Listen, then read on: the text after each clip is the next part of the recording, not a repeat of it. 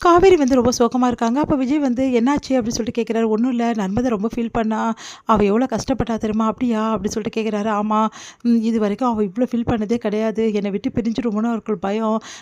வந்து என் அக்கா வந்து என்னை பிரிச்சு கூட்டிட்டு போயிட போறாளோ அப்படின்னு சொல்லிட்டு பயப்படுறா குழந்தை அப்படின்னு சொல்லி சொன்னோனே, உடனே வந்து நர்மதாக்கு உன் மேல அவ்வளோ பாசமா? அப்படின்னு சொல்லிட்டு கேட்குறாங்க. ஆமா. எனக்கு எப்பவுமே சரி எல்லாரோட என் மேல தான் ரொம்ப பாசமா இருப்பா.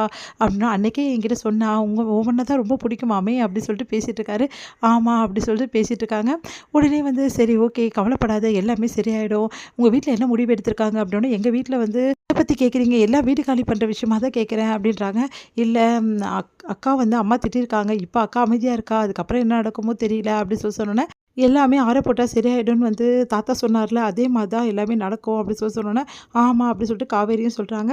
அடுத்து காவேரி வந்து சரி விடுங்க, எல்லாத்தையும் பத்தி நினைச்சிட்டு இருந்தா வேலைக்கே ஆவாது அப்படின்னு சொல்லிட்டு காவேரி கியூட்டா வந்து சிரிச்சுட்டு போறாங்க. அத பார்க்குற வந்து விஜய் வந்து என்ன எவ்ளோ கஷ்டமா இருந்தாலும் சரி, அத ஒரு நிமிஷத்துல வந்து மறந்துட்டு அடுத்த வேலைய பார்க்க போயிர்றா. காவேரி கிட்ட கத்துக்க வேண்டியது நெறைய விஷயம் இருக்குன்னு சொல்லிட்டு ஃபீல் பண்றாரு. அன்பரசும் பசுபதியும் வந்து மீட் பண்றாங்க. பசுபதி கிட்ட அன்பரசு சொல்றாரு, இந்த மாரி நான் நெனச்சு கூட பார்க்கலங்க.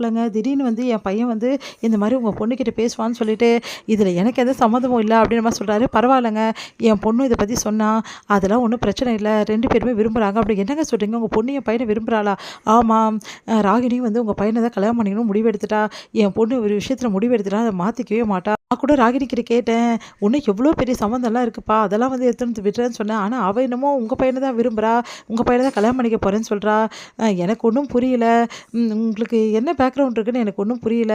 அந்த வீடு சொத்தெல்லாம் பாதி சொத்து உங்களுக்கு தான் அப்படின்னு சொல்லிட்டு சொன்னா. அது மட்டும் தான் எனக்கு தெரியும். என்னது பாதி சொத்து எனக்கா?